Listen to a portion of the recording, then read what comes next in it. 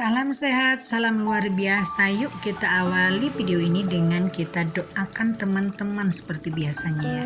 Karena doa untuk orang lain itu hakikatnya itu doa untuk diri kita sendiri akan kembali lagi kepada diri kita. Makanya doa untuk orang lain ini sangat-sangat penting teman-teman ya. Yuk kita doakan di kolom komentar. Doa yang terbaik tentunya supaya kita semua sehat, berkelimpahan dan kaya raya teman-teman. Ayo kita kembali lagi ke topik Law of Attraction seperti biasanya ya. Ini ada yang bertanya, aduh katanya gimana sih bunda, kok afirmasi saya tidak berhasil.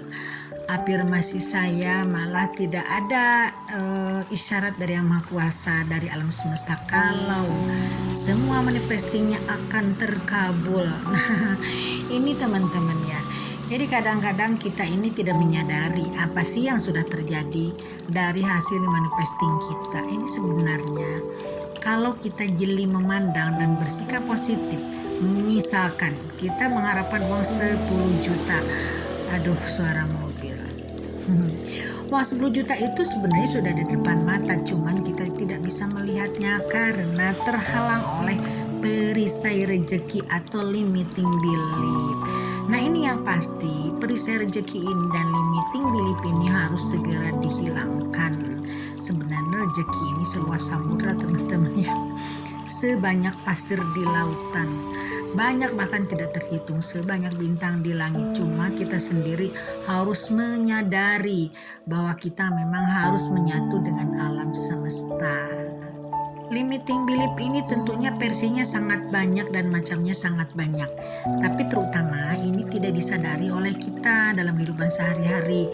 Nah jadi limiting belief ini harus kita tetap sadari, karena bagaimanapun kalau kita ingin rezeki yang banyak, ingin vibrasi kita tinggi, limiting belief ini yang vibrasinya sangat rendah ini harus dihilangkan.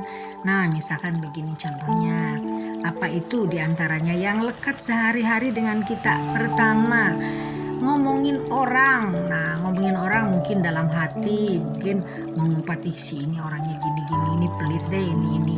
Nah itu juga bisa merupakan limiting belief. Apalagi misalkan kita di saat kumpul-kumpul nih sama teman-teman di kantor, di pengajian, di gereja, dimanapun berada, atau di warung-warung nih, terutama kan emak-emak ini kan biasanya ngerupi di warung. Nah ini merupakan sebuah limiting belief yang sangat besar. Karena apa? Karena ini merupakan vibrasi yang sangat rendah dan itu menyebabkan doa kita, afirmasi kita ini tidak terkabul teman-teman. Bayangkan aja misalkan sekarang ada air hujan. Nih sebenarnya rezeki ini diturunkan bagai air hujan. Itu ada dalam Al-Quran, dalam surat-surat ayat suci, dalam kitab suci juga semuanya ada. Jadi rezeki ini diturunkan seperti air hujan.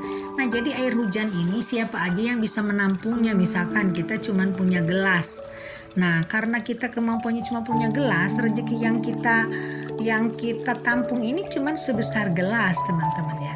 Lalu kalau misalkan kita punya ember, berarti rezeki kita sebesar ember.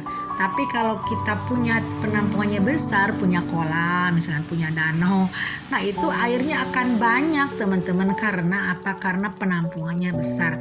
Nah ini yang orang penampungannya besar artinya perisai rezekinya ini sedikit. Nah makanya itu yuk hilangkan perisai rezeki yang kira-kira bisa menghambat rezeki kita masuk, menghambat air hujan berkah ini masuk.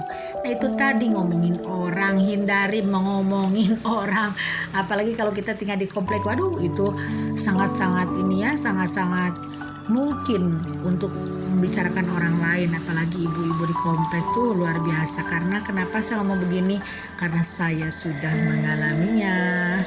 Lalu keduanya pelit. Pelit ini merupakan limiting belief tertinggi. Nah bahkan Nabi Muhammad dulu dalam Islam mengatakan kalau kita ingin diberkahi, ingin diberikan rezeki yang bagus sama Allah, sama Tuhan, berikan barang yang terbaik yang kita suka. Biasanya kan kalau kita memberi misalkan baju, dikasihlah ini sama tetangga baju yang sudah tidak terpakai, apalagi sudah sobek ya, apalagi sudah ternoda, aduh itu jangan. itu langkah yang kurang tepat, tapi sebaiknya kita berikan sesuatu, benda-benda, barang-barang yang sangat kita cintai. Misalkan biasanya kan kita begini, ada nih tas favorit yang kita suka, tapi ada orang minta, ini sebenarnya tantangan, kita mau nggak memberikannya gitu. Nah kalau kita memberikannya artinya itu kita perisai rezekinya ini sudah bisa kita lawan, perisai rezekinya udah bisa kita buang, tapi memang itu tidak gampang, tapi ini semua bisa dilatih dengan kita memberikan barang-barang yang kecil dulu. Misalkan ada kerudung nih, misalkan saya pernah mengalaminya dan sering, misalkan nih ada kita kerudung, kita posting di Facebook, apa kita foto di WA gitu kan, ada aja yang nyeletuk, bagus dong kerudungnya mau. Nah saya bilang ya udah kamu besok kesini nanti kerudungnya aku kasih, tapi aku cuci dulu ya gitu kan. Nah ini ternyata menimbulkan rasa bahagia yang luar biasa teman-teman ya.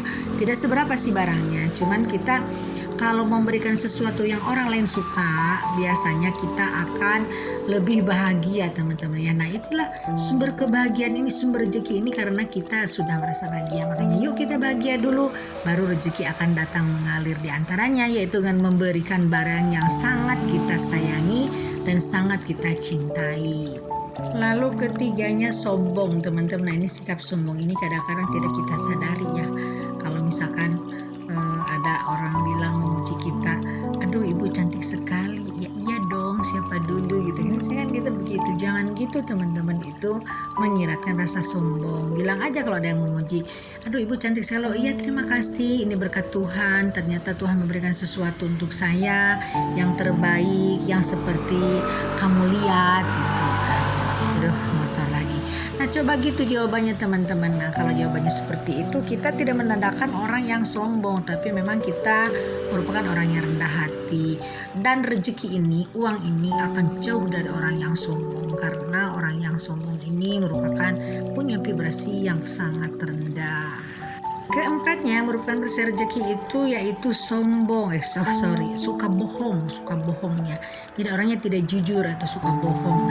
Nah biasanya begini, misalnya soal waktu, oke deh besok nanti aku jam 9 datangnya, ternyata dia tidak datang, hingga merupakan banyak orang-orang yang dirugikan karena dia tidak datang misalnya di acara arisan. Nah itu orang pembohong seperti itu, dan orang tidak jujur seperti itu merupakan orang yang memang dibenci sama rezeki, dibenci sama uang, dibenci pun sama alam semesta. Ayo kita tetap jadi orang yang lurus, orang yang baik hati, orang yang jujur, orang yang tulus, sehingga alam semesta pun akan bersahabat dengan kita teman-teman ya. Nah itu tadi merupakan perisai rezeki yang harus kita hindari. Oke teman-teman, mudah-mudahan sehat selalu, mudah-mudahan semuanya dalam lindungan Tuhan dan berkelimpahan. Oke sekian dulu, wassalam.